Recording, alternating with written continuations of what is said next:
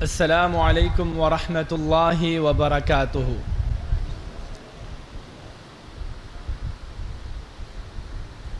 بسم اللہ الرحمن الرحیم، نحمده ونصلی علی رسولہ الکریم، اما بعد فاعوذ باللہ السمیع العلیم من الشیطان الرجیم، بسم اللہ الرحمن الرحیم۔ رب اشرح لی صدری ویسر لی امری واحلل عقدۃ من لسانی یفقہوا قولی۔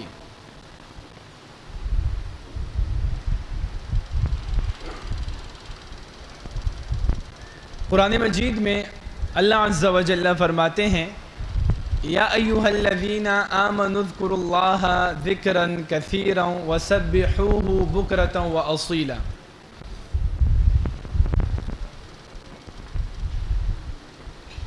اے ایمان والو، اللہ کا ذکر کرو کثرت کے ساتھ، اور صبح و شام اس اللہ کی تسبیح بیان کرو۔ قرآن مجید میں اللہ عز و جل نے منافقین کی ایک صفت یہ بتلائی ہے، ان المنافقین یخادعون اللہ وہو خادعہم۔ منافقین اللہ کو دھوکہ دیتے ہیں، اللہ ان کی چال ان پر پلٹاتے ہیں۔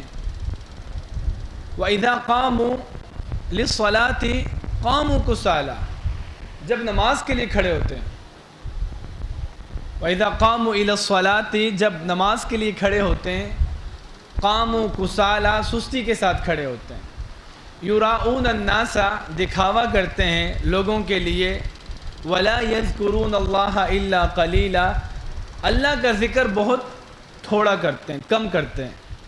اس کے مقابلے میں مومنین کی یہ علامت ہے کہ وَالذَّاكِرِينَ اللَّهَ كَثِيرًا وَالذَّاكِرَاتِ أَعَدَّ اللَّهُ لَهُمْ مَغْفِرَةً وَأَجْرًا عَظِيمًا۔ اللہ کا کثرت کے ساتھ ذکر کرنے والے مرد اور اللہ کا کثرت کے ساتھ ذکر کرنے والی عورتیں، ان کے لیے اللہ عز و جل نے مغفرت تیار کی ہے اور ان کے لیے اجر عظیم ہے۔ اللہ اکبر۔ تو اب اس فرق کو سمجھنے کی ضرورت ہے، کیونکہ کم ذکر کرنا اور زیادہ ذکر کرنا، اس کے بارے میں جاننا اس لیے ضروری ہے کہ جو گرے ایریا ہے نا، کم ذکر کرنے کے بعد انسان جس خطرے میں ہے کہ کہیں منافقین کی لسٹ میں نہ پہنچ جاؤں، تو اس فہرست سے بچنے کے لیے، مومنین کی اس علامت تک پہنچنے کے لیے اس قلت اور کثرت کو سمجھنے کی ضرورت ہے۔ تو اللہ عز و جل نے جو ایمان والوں کو یہ حکم دیا، اذکروا اللہ ذکرا کثیرا، اللہ کا ذکر کرو کثرت کے ساتھ، اے ایمان والو۔ وسبحوہ، تسبیح بیان کرو، بکرۃ واصیلا، صبح اور شام۔ تو ذرا اس کثرت کے لفظ کو سمجھتے ہیں قرآن مجید کی روشنی میں۔ دیکھیں، ایک چیز تو واضح ہے کہ اللہ کے نبی صلی اللہ علیہ وسلم کے بارے میں سیدہ عائشہ رضی اللہ عنہا روایت کرتی ہیں کہ کان رسول اللہ صلی اللہ علیہ وسلم یذکر ربہ کل احیانہ۔ اللہ کے نبی صلی اللہ علیہ وسلم ہر وقت، ہر لمحہ، ہر گھڑی، ایچ اینڈ ایوری مومنٹ، نبی صلی اللہ علیہ وسلم یوز ٹو ریکال اللہ، آپ صلی اللہ علیہ وسلم اللہ کا ذکر کیا کرتے تھے۔ تو اس سے کیا پتہ چلتا ہے کہ زندگی میں اللہ کے نبی صلی اللہ علیہ وسلم نے ہر گھڑی کو، ہر لمحے کو رب العالمین کے ذکر کے ساتھ خوبصورت بنایا ہے۔ اسی طرح سیدنا عبداللہ بن عمر رضی اللہ عنہما، آپ لوگ جانتے ہیں سیدنا عبداللہ بن عمر رضی اللہ عنہما نوجوان تھے، مطلب ہماری جو یوتھ ہے، نوجوان ہیں، ان کو چاہیے کہ ان کی سیرت کو پڑھیں۔ عبداللہ بن عباس رضی اللہ عنہما، ان کی سیرت کو پڑھیں۔ انس بن مالک رضی اللہ عنہ، ان کی سیرت کو پڑھیں۔ تو ان نوجوانوں کی سیرت کو پڑھیں تو ہمیں پتہ چلے کہ ہمارے لیے اس وقت جو چیلنجز ہیں یا ہمیں زندگی گزارنے کا جو رنگ ڈھنگ ہے، وہ کس طریقے سے ہم ان کی زندگیوں سے روشنی لے سکتے ہیں۔ تو عبداللہ بن عمر رضی اللہ عنہما وہ کہتے ہیں کہ ہم اللہ کے نبی صلی اللہ علیہ وسلم کی مجلس میں ہوتے تھے وَإِن كُنَّا لَنَعُدُّ لِرَسُولِ اللَّهِ صلی اللہ علیہ وسلم فی المجلس الواحد 100 مرة رب اغفر لی وتب علی انک انت التواب الرحیم. اللہ کے نبی صلی اللہ علیہ وسلم کی ایک ایک مجلس میں ہم 100 مرتبہ یہ کلمات شمار کرتے تھے. کلمات کون سے تھے؟ رب اغفر لی وتب علی انک انت التواب الرحیم. اللہ اکبر. اب اندازہ لگائیں کہ اللہ کے نبی صلی اللہ علیہ وسلم کتنی کثرت کے ساتھ ذکر کیا کرتے تھے. قرآن مجید میں اللہ عز و جل فرماتے ہیں کہ اقم الصلاۃ لذکری، میرا ذکر کرنے کے لیے نماز قائم کرو. تو نماز بیسیکلی ہم جب دن میں 5 وقت نماز پڑھتے ہیں، ٹوٹل کتنی رکعت بنتی ہے؟ 5 وقت نمازوں کی فرض رکعتوں کے بارے میں پوچھ رہا ہوں. 17 بنتی ہیں. متفق ہیں؟ کاؤنٹ کریں ذرا کتنی بنتی ہیں. مجھے ایک بس الٹیمیٹ ڈیجٹ بتا دیں. 17 بنتی ہیں. کنفرم ہے عبد الغفار بھائی؟ کبھی گنی ہے یا پڑھتے گئے بس؟ چلیں 17 رکعتیں بنتی ہیں. اور سنہ مؤکدہ ان کی تعداد کتنی ہے؟ 12 ہیں. کنفرم ایک ہی بندہ جواب دے رہا ہے، باقی بس پڑھتے رہے کبھی ٹائم ہی نہیں ملا گننے کا. اللہ اکبر. تو 17 رکعتیں ہم لوگ فرض نماز پڑھتے ہیں ہر روز، اور 12 رکعتیں سنہ مؤکدہ پڑھتے ہیں. وتر اس کے علاوہ 1 رکعت، 3 رکعت، 5 رکعت اور 9 رکعت. ٹھیک ہے. اس کے ساتھ نوافل کا اہتمام کرتے ہیں، قیام اللیل کا بھی اہتمام کرتے ہیں. اللہ تعالیٰ توفیق دیتے ہیں تو تہجد کا بھی اہتمام کرتے ہیں. تو اتنا سب کچھ کرنے کے بعد مطلب یہ ذکر ہے. اللہ تعالیٰ فرماتے ہیں اقم الصلاۃ لذکری، نماز قائم کرو میرا ذکر کرنے کے لیے، کیونکہ کثرت ذکر کا مطالبہ ہے. تو اتنا ذکر کرنے کے بعد اب کافی ہو جانا چاہیے تھا کہ اللہ میں نے صبح کی نماز بھی پڑھی، میں نے ظہر کی نماز پڑھی، عصر کی نماز پڑھی، مغرب کی نماز پڑھی، عشاء کی نماز بھی پڑھی، میں نے نوافل کا بھی اہتمام کیا، سنن راتبہ سنن مؤکدہ کا بھی میں نے اہتمام کیا. تو اب تو یہ کافی ذکر ہو گیا ہوگا. لیکن اللہ کے نبی صلی اللہ علیہ وسلم سکھاتے ہیں کہ کافی ذکر یا کثیر ذکر سے کیا مراد ہے. جیسے ہی ہم میں سے کوئی شخص سلام پھیرتا ہے تو کیا دعا پڑھتا ہے؟ اللہ اکبر، استغفر اللہ، استغفر اللہ، استغفر اللہ، اللہم انت السلام ومنک السلام تبارکت یا ذا الجلال والاکرام. آگے کیا پڑھتے ہیں؟ ربی اعنی علی ذکرک. ابھی تو ذکر کیا تھا، اب دوبارہ اللہ سے مدد طلب کر رہے ہیں، میرے رب میری مدد فرما کہ میں تیرا ذکر کر سکوں. اللہ اکبر. تو فرض نماز کے بعد مطلب میں آپ لوگوں نے مجھ سے کوانٹٹی شیئر کی کہ اتنی پڑھنے کے بعد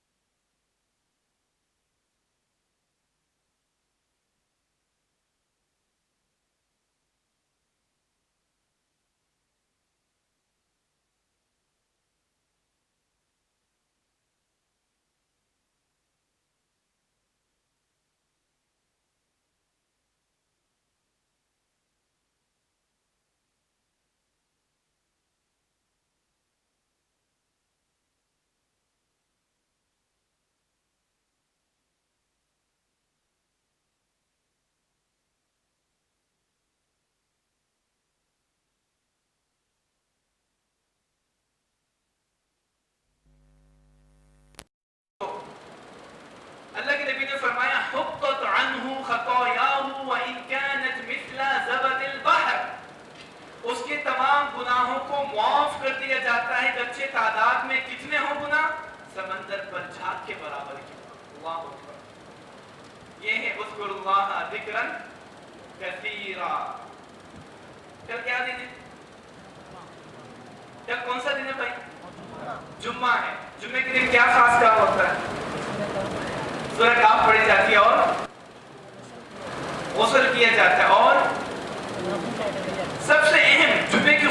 کیا ہے؟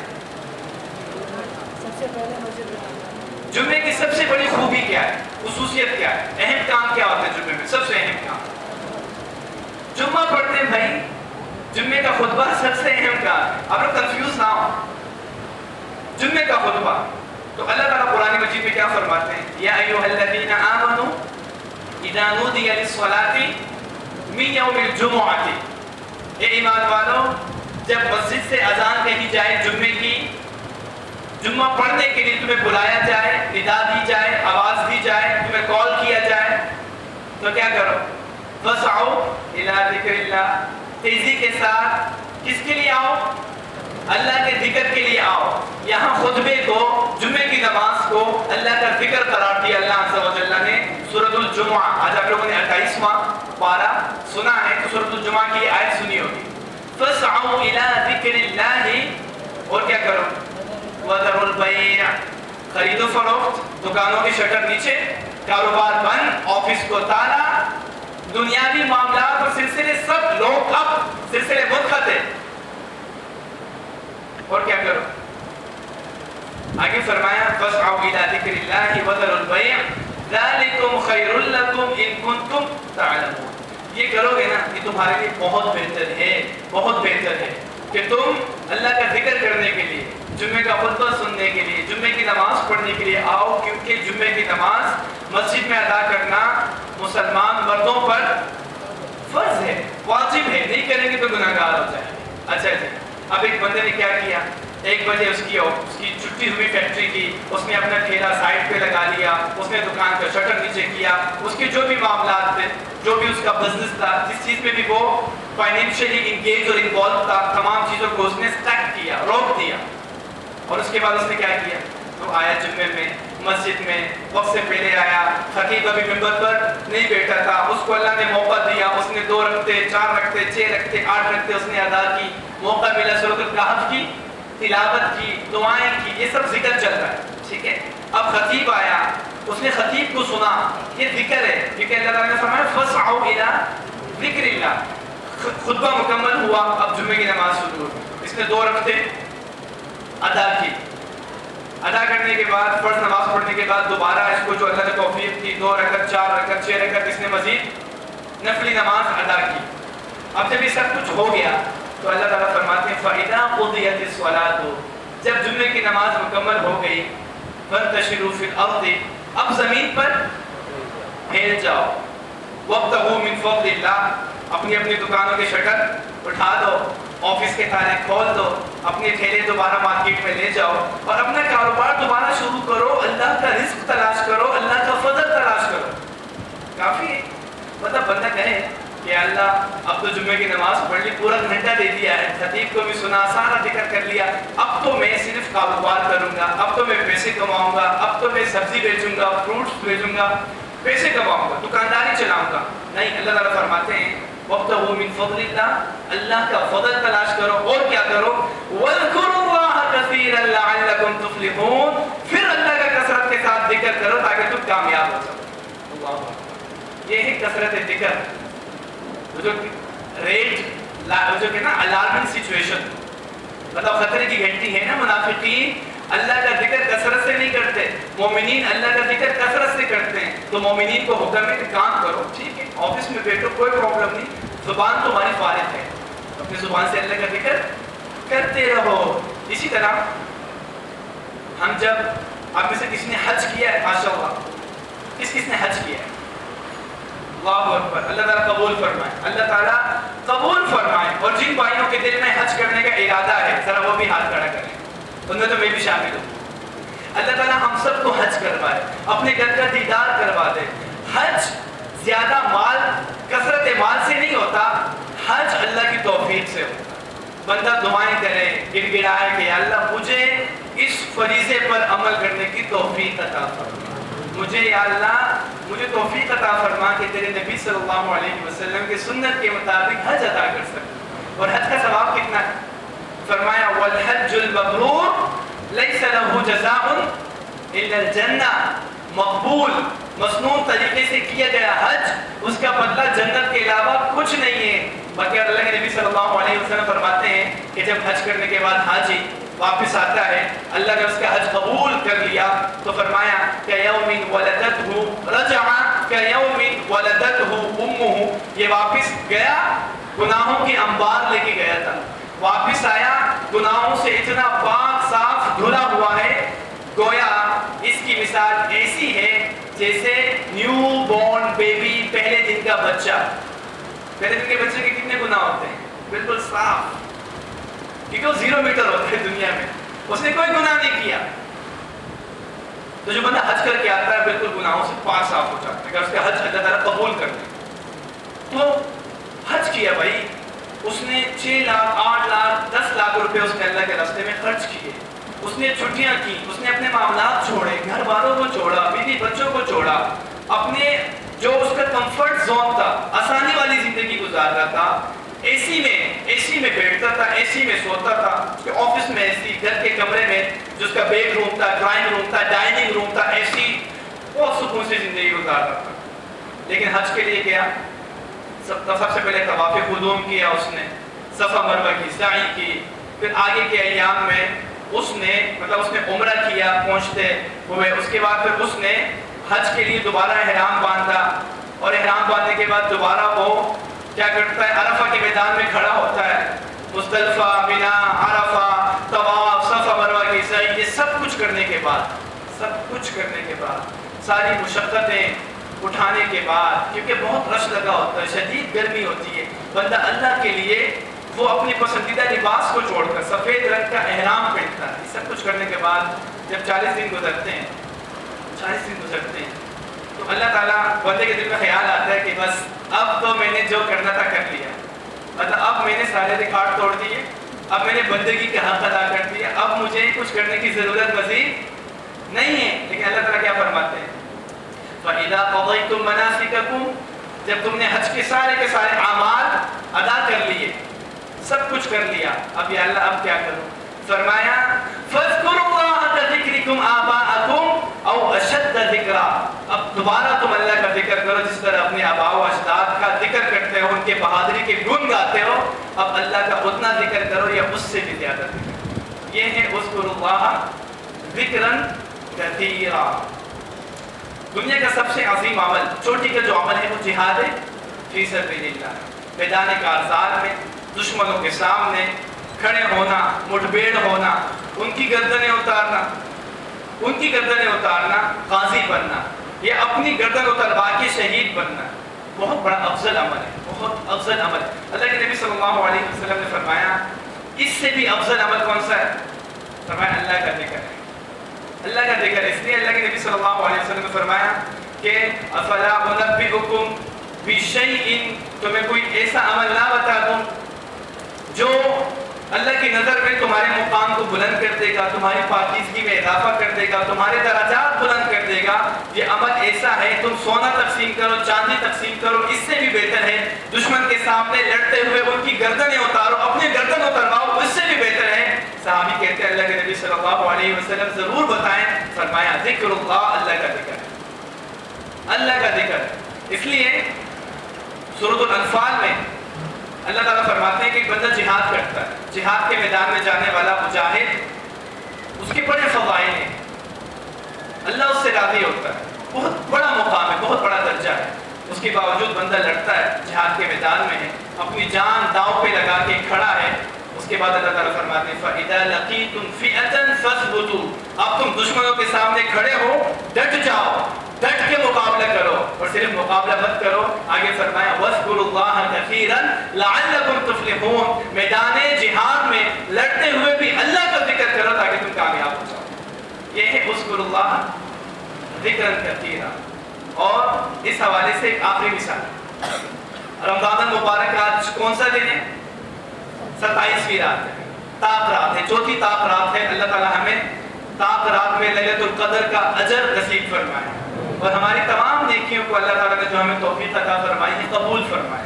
تقریباً رمضان ہم گزار چکے ہیں، آخری کے 3-4 ایام ہیں، اللہ تعالیٰ ہمیں زیادہ محنت کرنے کی توفیق عطا فرمائے. تو ایک بندہ سوچتا ہے کہ یا اللہ میں نے تو روزے بھی رکھے، میں نے قیام اللیل کا اہتمام بھی کیا، پورا قرآن سنا، اللہ کے راستے میں تیز آندھی سے زیادہ خرچ کرنے کی کوشش بھی کی ہے، اعمال کیے، دعائیں کی، میں نے قرآن کی تلاوت کی، ذکر بھی کیا ہے رمضان میں، یا اللہ اب تو کافی ہے۔ اللہ تعالیٰ سے پوچھتے ہیں کہ اللہ تعالیٰ اب ہمیں کیا حکم دیتے ہیں؟ فرمایا یرید اللہ بکم اليسر، یہ وہی آیات چل رہی ہیں سورۃ البقرہ کی کہ شہر رمضان الذی انزل فیہ القرآن ھدی للناس وبینات من الھدی والفرقان۔